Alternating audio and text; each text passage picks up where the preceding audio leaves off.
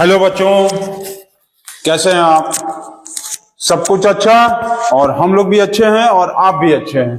तो क्लास 12 का हम लोग वेक्टर अलजेब्रा देख रहे थे और आज का एक्सरसाइज होगा हम लोगों का 10.4 का क्वेश्चन नंबर 9 to 12। एनसीईआरटी के क्वेश्चंस को हम लोग सॉल्व कर रहे थे। एक्सरसाइज 10.4 का क्वेश्चन नंबर 8 तक हो गया है और आज हम लोग देखेंगे वेक्टर अलजेब्रा एक्सरसाइज 10.4 का क्वेश्चन नंबर 9 से लेके 12 तक एनसीईआरटी के क्वेश्चंस को। जैसा कि मैंने पहले भी बताया है कि एनसीईआरटी के क्वेश्चंस को 4-5 क्वेश्चंस करके हम लोग एक छोटा छोटा लेक्चर्स बना रहे हैं ताकि बच्चों को आसानी से समझ में आ जाए और क्वेश्चंस इजी वे में उनको समझ में और उनसे बन भी जाए। कॉन्सेप्ट डेवलप करना है तो आपको सबसे पहले एनसीईआरटी बनाना है। भले ही आपका एम आईआईटी हो, कुछ भी हो, आईआईटी देना है चाहे कुछ भी करना है, आपको 12 तक में यदि आपने मैथ्स लिया है तो आपको सबसे पहले एनसीईआरटी सॉल्व करना है, क्योंकि क्लास 12 तक के लिए NCERT is the best conceptual book of all the books. NCERT book जो है वो एनसीईआरटी सबसे कॉन्सेप्चुअल बुक है। तो स्टार्ट करते हुए हम लोग class 12 vector algebra exercise 10.4 question number 9 से 12 तक देखेंगे एनसीईआरटी के क्वेश्चंस को। तो सभी बच्चे कॉपी निकाल लेंगे और क्वेश्चन नोट करना शुरू करेंगे और सॉल्व करना भी शुरू करेंगे। साथ साथ हमारे देखेंगे कि स्टेप्स को कैसे सॉल्व किया जा रहा है। तो सभी बच्चे कॉपी निकाल लेंगे। हम लोग अपने कैमरे की रिकॉर्डिंग को चेक कर लें। Camera is working very clearly and the mic is also working very clearly. चलिए क्वेश्चन नंबर हम लोग स्टार्ट कर देते हैं, क्वेश्चन नंबर 9 से 12। तो हम लोगों को अपना बुक निकालना है। हम लोगों का एक छोटा वाला बुक है, कई बार वीडियोस में बताया गया। तो इसी छोटे वाले बुक से हम लोग सॉल्व करते हैं और आप लोग अपने एनसीईआरटी के बुक को निकाल लेंगे। यहां पर देखते हैं 10.3 आया है और ये 10.4 शुरू हो गया। क्वेश्चन नंबर 9 आ गया हम लोग के पास। तो क्वेश्चन नंबर 9 को सॉल्व किया जाए। आप लोग अपने एनसीईआरटी बुक में देखेंगे, हम लोग यहां पर अपने इस बुक में देख रहे हैं। ठीक है, चलिए क्वेश्चन नंबर 9 स्टार्ट करते हुए क्वेश्चन नंबर 9 स्टार्ट करते हैं हम लोग। क्या दिया हुआ है? Find the area of the triangle with the vertices A B C. एक ट्राइंगल दिया हुआ है, एक ट्राइंगल है ए बी सी, वर्टिसेस दिए हुए हैं 1 1 2 1 1 2 और दूसरा एक दिया हुआ है बी का वर्टिसेस दिया है 2 3 और 5। सी के वर्टिसेस दिए हुए हैं 1 1 5 एंड 5 1 5 5। ठीक है, तो ए का वर्टिसेस 1 1 2, बी का वर्टिसेस 2 3 5 और सी का वर्टिसेस 1 5 5। आपको कहा है एरिया ऑफ ट्राइंगल, तो आपको पता होना चाहिए कि एरिया ऑफ ट्राइंगल यदि निकालना है, area of triangle A B C, इसके लिए फॉर्मूला होता है half into A B cross A C vector. ठीक, ये फॉर्मूला आप लोगों को नहीं बताया गया है तो इसको नोट कर लीजिए। और ये फॉर्मूला होता है एरिया ऑफ ट्राइंगल के लिए। ठीक है, एरिया ऑफ ट्राइंगल का जो है यही फॉर्मूला होता है। समझ गए? कोई भी ट्राइंगल यदि दिया है A B C P Q R कुछ भी है तो आप फॉर्मूला लगाएंगे सीधा ए बी सी, तो half into A B into A C. ठीक है, यदि आपको ये दिया हुआ है पी क्यू आर तो आप क्या करोगे? Half P Q cross P R, half P Q cross P R, मतलब ऊपर ये और ये। ठीक है, ये और ये। समझ गए? क्लियर है? क्लियर है, ये और ये। तो आप इस तरह से सॉल्व करके निकाल सकते हैं। तो चलिए सॉल्व करना शुरू कर देते हैं। सॉल्व करिए जल्दी से। अब आपको सॉल्व करना तो बहुत आसान है, क्रॉस प्रोडक्ट निकाल ही लोगे। तो सबसे पहले हम लोगों को निकालना होगा ए बी वेक्टर का पोजीशन। ठीक, ए बी वेक्टर का हम लोग पोजीशन निकालते हैं, ए बी वेक्टर निकालते हैं। ए बी वेक्टर का मतलब क्या होगा? याद है ना? Position vector of B minus position vector of A. याद है? ए बी का मतलब A initial B final, B minus A करना है। चलिए निकालते हैं। ये सारी चीजें तो आप लोग इतना तो समझ ही गए हैं। बी का वैल्यू क्या है? 2 - 1 आई कैप हो जाएगा, फिर उसके बाद हो जाएगा 3 - 1 जे कैप हो जाएगा और फिर हो जाएगा 5 - 2 ये हो जाएगा के कैप। तो ये हो गया I cap plus 2 J cap plus 3 K cap. ये वैल्यू आ गया ए क्रॉस बी का। अब हम लोग को यहां निकालना होगा ए बी वेक्टर निकल गया, ए बी वेक्टर निकल गया। अब हम लोग को ए सी वेक्टर की जरूरत है, तो चलिए ए सी वेक्टर भी हम लोग निकाल लिया जाए। ए सी वेक्टर जल्दी से निकालिए, सभी बच्चे जो है ए सी वेक्टर निकालेंगे। ए बी वेक्टर निकल गया है, ए सी वेक्टर निकालिए। ए सी वेक्टर क्या आएगा? ए सी वेक्टर का मतलब position vector of C minus position vector of A. तो 1 - 1 आई कैप, ठीक है, 1 - 1, फिर 5 - 1, 5 - 1 जे कैप, फिर 5 - 2, 5 - 2 के कैप। तो इसको सॉल्व करेंगे तो 0 I cap plus 4 J cap and plus 3 K cap. ये निकल गया हम लोगों का एसी वेक्टर, ठीक है, ये एसी वेक्टर भी आ गया। अब हम लोगों को क्रॉस प्रोडक्ट निकालना है, A B cross AC vector, ठीक। तो इसको कैसे सॉल्व किया जाए? चलिए इसको सॉल्व किया जाता है यहां पर, इसको यहां पर ले आया जाए, ठीक। चलिए हो गया। अब हम लोग यहां क्या करते हैं, area of triangle A B C is equal to half A B cross A C. तो half A B cross A C निकाला जाए तो ये हो गया I cap J cap K cap, ठीक। I cap J cap K cap.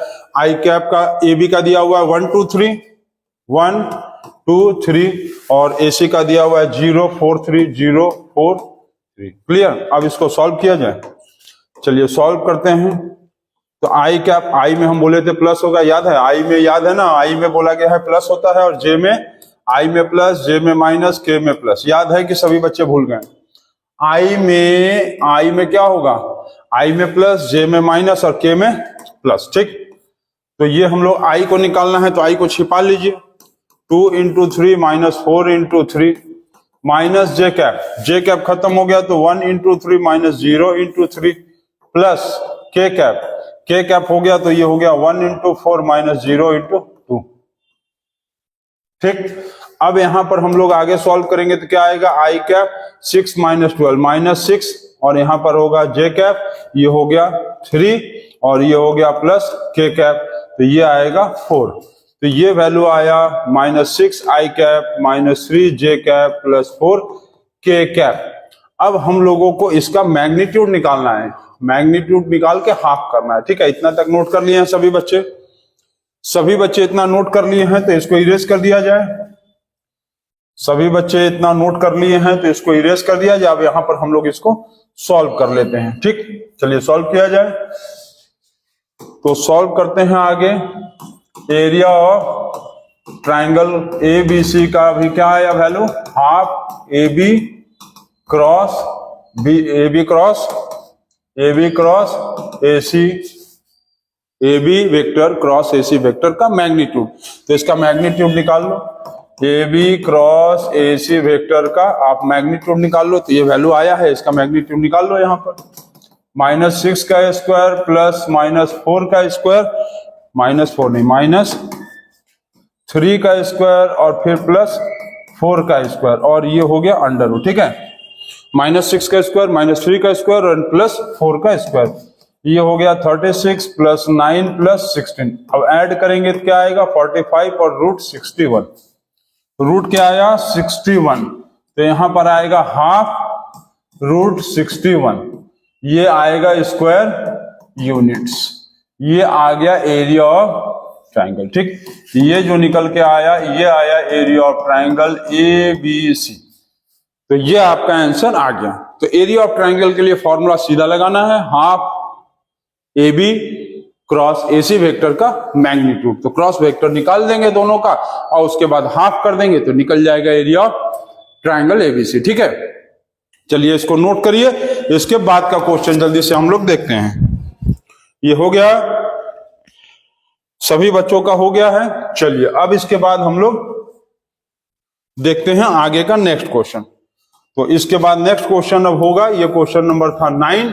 अब हम लोग को क्वेश्चन नंबर 10 देखना है, ठीक। चलिए क्वेश्चन नंबर 10 देखा जाए।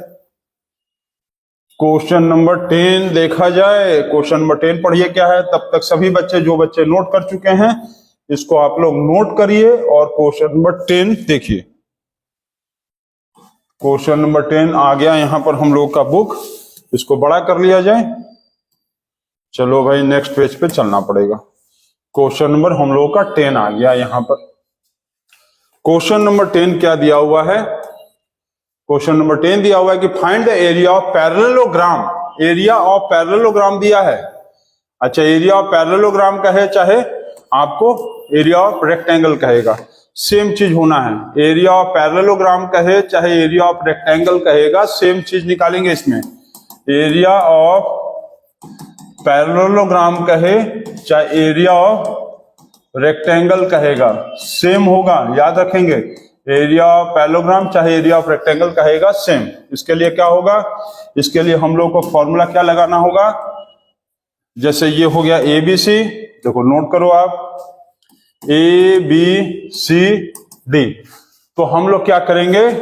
ए B cross A D, A B cross A D. मतलब आपको करना क्या है? उसका क्रॉस प्रोडक्ट करके मैग्नीट्यूड निकालना है। समझ गया? हाफ नहीं होगा। ये ध्यान देंगे कि जो हम हाफ ए बी इंटू क्या कर रहे थे, ए सी कर रहे थे, half A B into A सी कर रहे थे, इसमें ये चीज नहीं होगा। आपको स्ट्रेट फॉरवर्ड क्या करना है? आपको सीधा सीधा स्ट्रेट फॉरवर्ड क्या कर देना है? आप स्ट्रेट फॉरवर्ड क्या करोगे? आप स्ट्रेट फॉरवर्ड क्या करोगे? एरिया ऑफ एडजस्टेंट का निकाल देंगे, ठीक है। Area of parallelogram whose adjacent sides दिया हुआ है। एडजेसेंट साइड्स का मतलब ये मान लो आपको ए वेक्टर दिया हुआ है, आई कैप माइनस जे कैप प्लस 3 के कैप, ये आई का वैल्यू दिया हुआ ए वेक्टर, ठीक। बी वेक्टर मान लो ये एडजेसेंट साइड दिया हुआ है, ठीक, ये वाला साइड दिया हुआ है एडजेसेंट वाला। तो B vector is equal to 2 i cap minus 7 j cap and plus k cap, ये दिया है बी वेक्टर, एडजेसेंट साइड्स, ठीक है। तो हम लोगों को क्या करना है? एरिया ऑफ पैरेललोग्राम निकालना है। तो क्या करना है? सीधा क्रॉस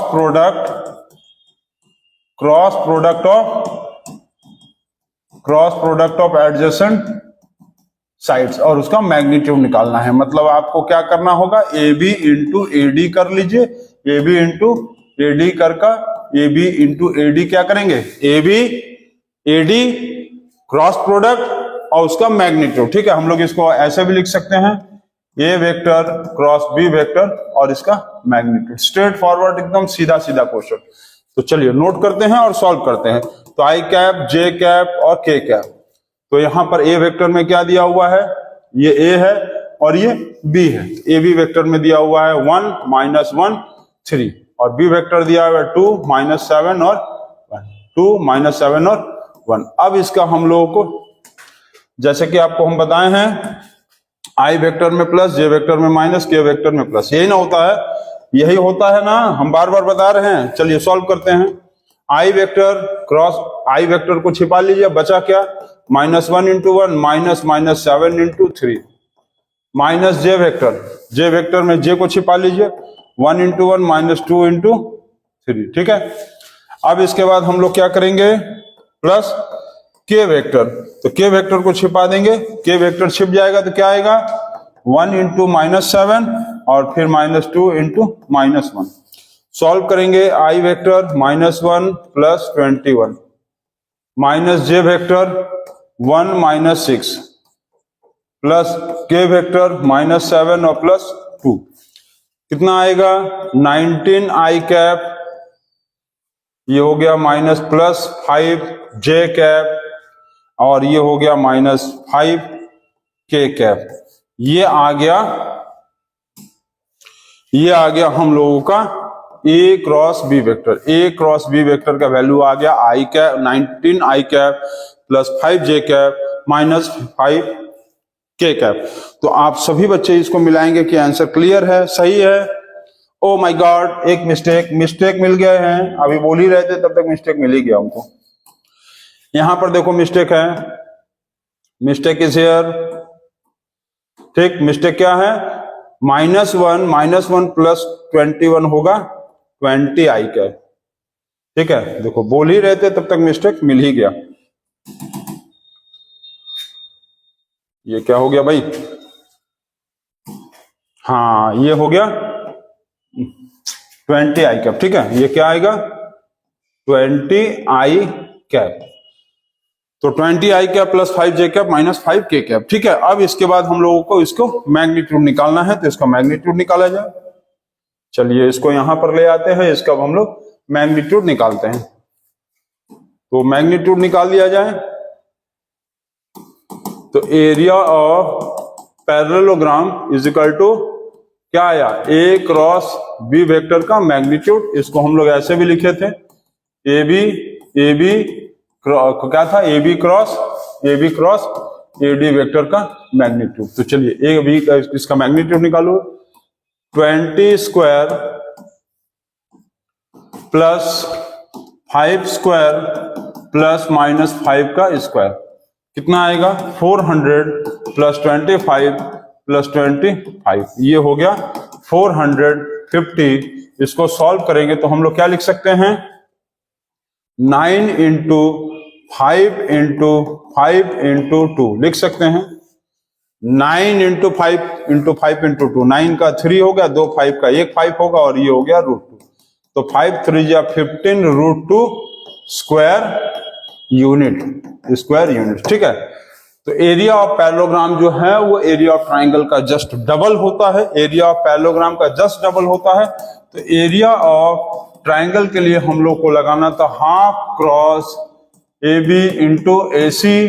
ठीक, और एरिया ऑफ पैरेललोग्राम के लिए लगाना है half into A B cross A D. ठीक है, मतलब एडजेसेंट साइड्स का क्रॉस प्रोडक्ट ऑफ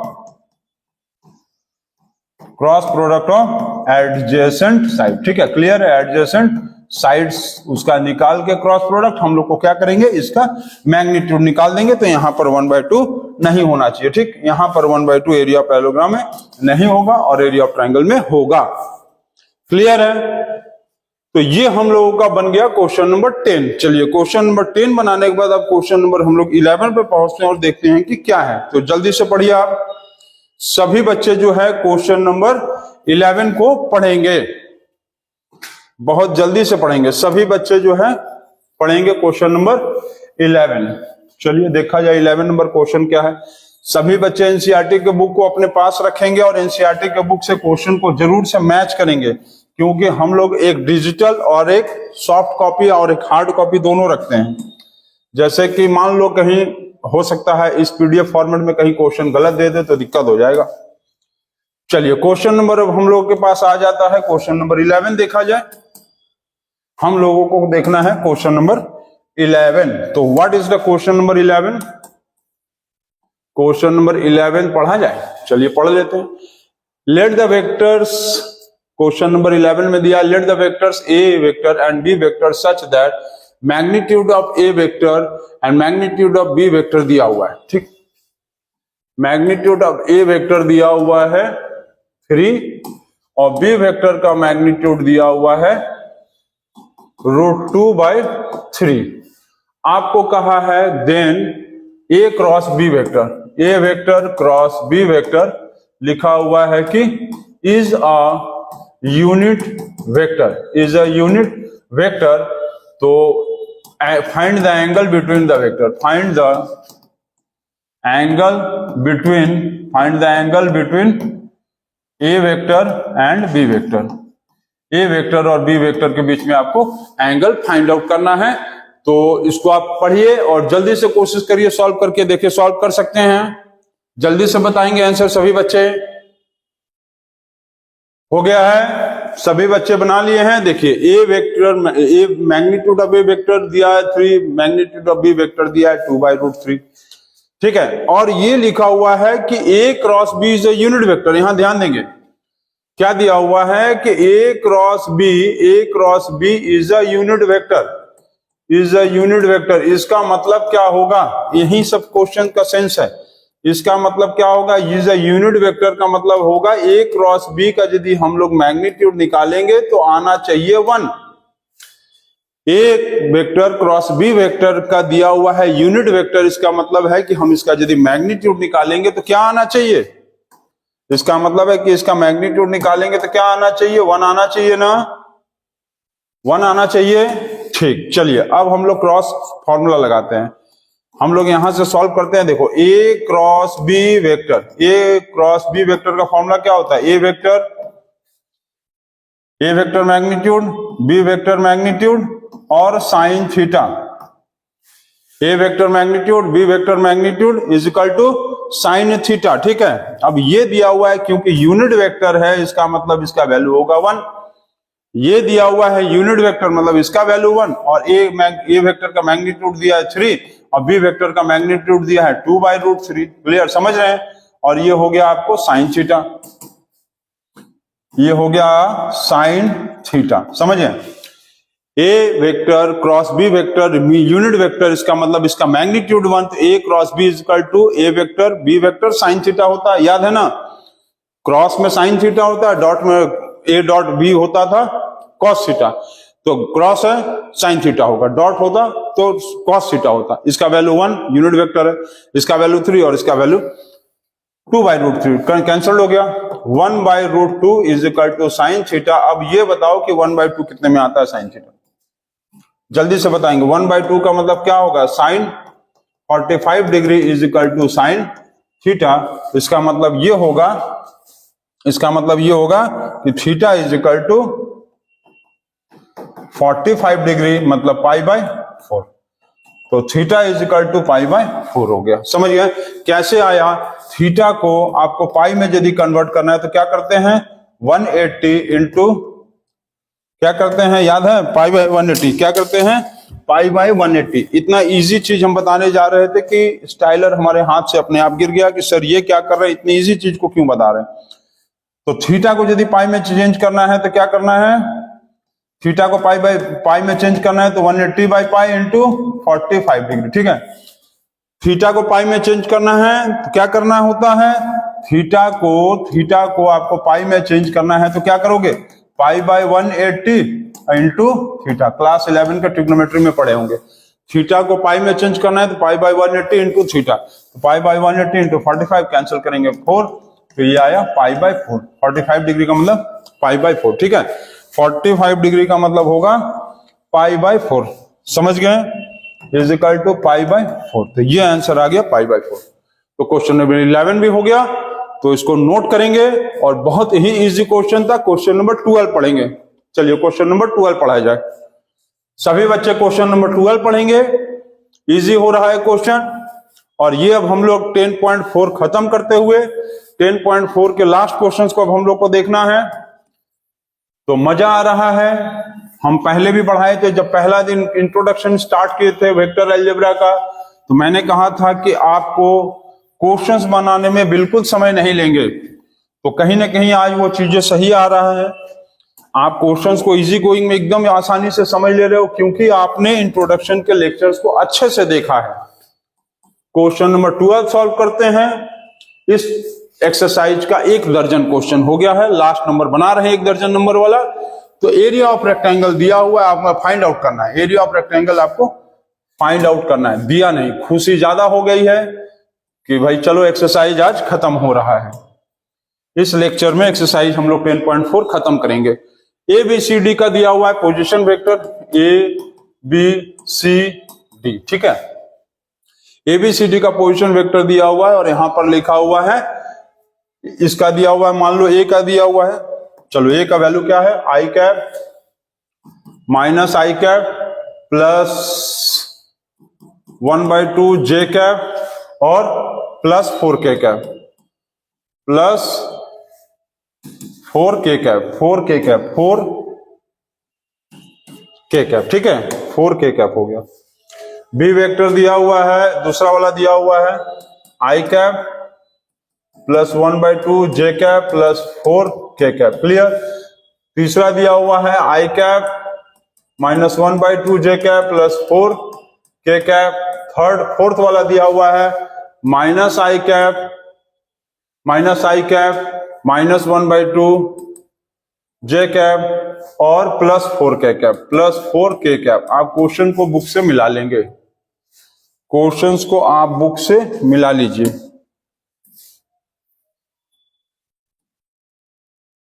ठीक है, क्वेश्चंस को थोड़ा आप हो सके तो बुक से मिला लीजिए ताकि आपको समझने में आसान हो, कोई डाउट ना हो। ठीक, तो फिर से मिला लेंगे। माइनस आई कैप माइनस 1/2 जे कैप प्लस 4 के cap, I cap plus 1/2 plus 4 के कैप, थर्ड दिया आई कैप माइनस 1/2 प्लस 4 के कैप, और फोर्थ दिया माइनस आई कैप माइनस 1/2 और प्लस 4 के कैप। क्लियर। चलिए अब हम लोगों को करना क्या है एरिया ऑफ रेक्टेंगल में।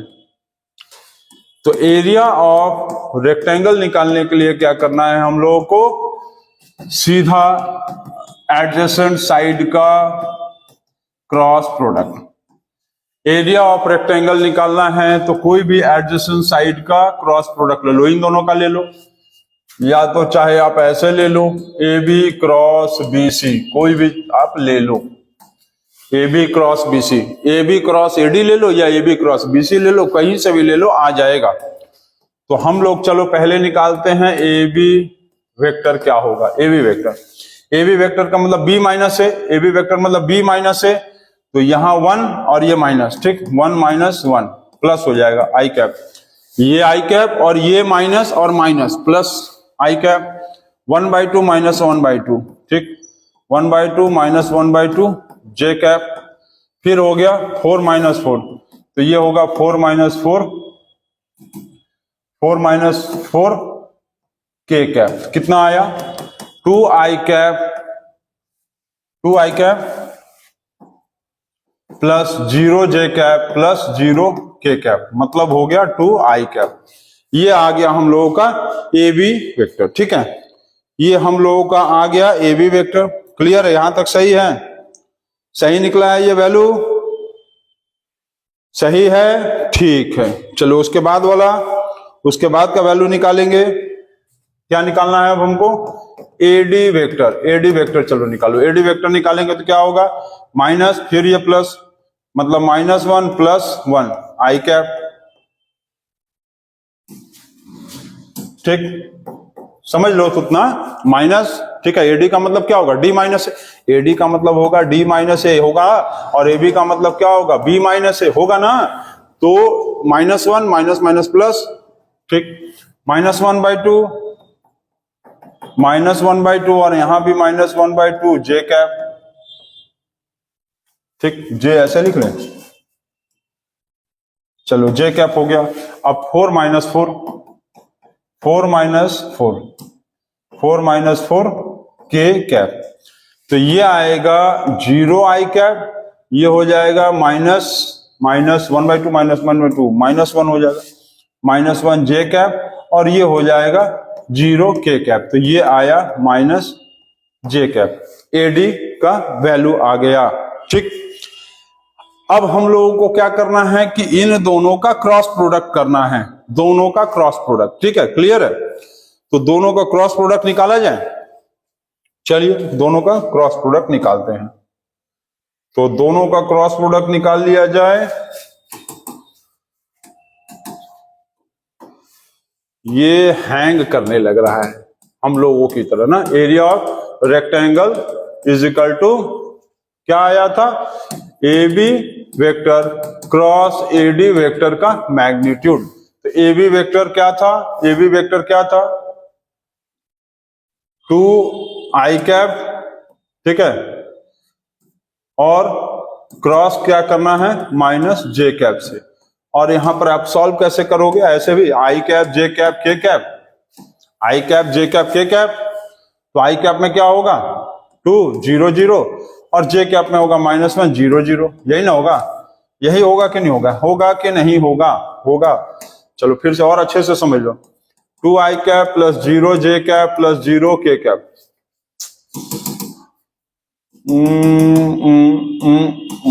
चलो plus 0 I cap plus 0 J cap cross, फिर क्या होगा 0 I cap minus J cap plus 0 के कैप। ठीक है, अब सॉल्व कर सकते हो, 2 0 0, ठीक, 0 -1 0 हो गया, आई कैप, फिर याद है प्लस यहाँ माइनस यहाँ प्लस, तो हम लोग क्या लेंगे 2 × -1 माइनस 0 × 0 माइनस जे कैप, ठीक, तो क्या होगा 0 खत्म हो जाएगा, 2 × 0 माइनस 0 × 0 प्लस के कैप, 0 खत्म, 2 इंटू -1 -0 इंटू 0 तो कितना आएगा -2i कैप -0 j कैप और ये हो गया -2 k कैप। ठीक, तो -2i कैप -2 k कैप। हम लोगों को क्या करना पड़ेगा इसका, हम लोगों को इसका क्या करना है, मैग्नीट्यूड निकाल देना है। हम लोगों को इसका क्या पूछा है, मैग्नीट्यूड निकालना है। तो मैग्नीट्यूड कितना आएगा, कहीं मिस्टेक हो रहा है, एक बार चेक कर लो फिर से। तो 2 इंटू -1 0 हो गया, ये खत्म, j का भी ये खत्म, 2 इंटू 0 हो गया, k का -2 और 0। मिस्टेक तो नहीं नजर आ रहा है, कहीं मिस्टेक हो रहा है, चेक करो जल्दी से। चलिए, कहीं मिस्टेक आया नजर नहीं आया। अब देखो हम आपको दिखाते हैं कि मिस्टेक कहाँ है, एक्चुअल में मिस्टेक हुआ कहाँ। आप एक चीज पढ़े हो, एरिया ऑफ रेक्टेंगल यदि हम लोग करेंगे तो एरिया ऑफ रेक्टेंगल का फॉर्मूला क्या होगा, एरिया ऑफ रेक्टेंगल का फॉर्मूला होगा length into breadth. Area of rectangle का फॉर्मूला क्या होता है, लेंथ इंटू ब्रेथ। तो इसमें लेंथ क्या है, ए बी का मैग्नीट्यूड, फिर क्रॉस, ब्रेथ क्या है, एडी का मैग्नीट्यूड। ए बी का मैग्नीट्यूड क्या आएगा, इसका मैग्नीट्यूड क्या होगा, 2 का स्क्वायर इज इक्वल टू 4 का स्क्वायर रूट मतलब 2, और इसका मैग्नीट्यूड कितना होगा, -1 का स्क्वायर मतलब 1 √1। इसका मतलब इसका वैल्यू क्या होगा 2 और इसका वैल्यू हो गया 1, तो 2 आया है। और ऑप्शन में आप चेक कर लो, ऑप्शन देख ले, ऑप्शन कौन सा सही था, ऑप्शन सी इज करेक्ट। ठीक, ऑप्शन जो सी इज दिया हुआ है करेक्ट, ऑप्शन सी करेक्ट। ठीक, ऑप्शन सी करेक्ट। तो यहां पर ये ध्यान देंगे, कंफ्यूजन बिल्कुल नहीं करेंगे, नहीं तो आपको बहुत सारा प्रॉब्लम हो जाएगा। कंफ्यूजन बिल्कुल नहीं करेंगे, ठीक है, कंफ्यूजन नहीं करेंगे। Option C is correct, option C is correct. अब आपका डाउट जो है हम फिर एक बार क्लियर कर दे रहे हैं। देखो, एरिया ऑफ रेक्टेंगल कहेगा तो आप क्या करना कि जैसे ये रेक्टेंगल है, ए है, बी है, सी है और डी है, तो आप ए बी निकाल लो, उसका मैग्नीट्यूड निकाल के एक बार आप ए डी मैग्नीट्यूड निकाल के क्रॉस इनटू कर दो, या तो ए बी का मैग्नीट्यूड का आप मल्टीप्लाई कर दो बी सी के मैग्नीट्यूड से, बस। ठीक, मतलब क्या है कि एरिया ऑफ रेक्टेंगल का फॉर्मूला होता है लेंथ इनटू ब्रेथ। तो आपको ए बी का मैग्नीट्यूड ए डी का मैग्नीट्यूड निकाल के मल्टीप्लाई करना है, क्लियर।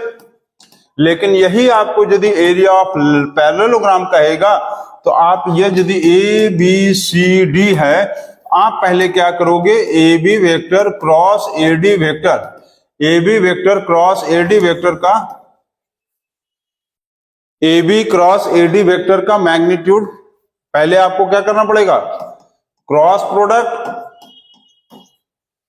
प्रोडक्ट, फिर जाकर फिर क्या करना पड़ेगा, मैग्नीट्यूड भी निकालना पड़ेगा। तो पहले क्रॉस प्रोडक्ट और फिर मैग्नीट्यूड।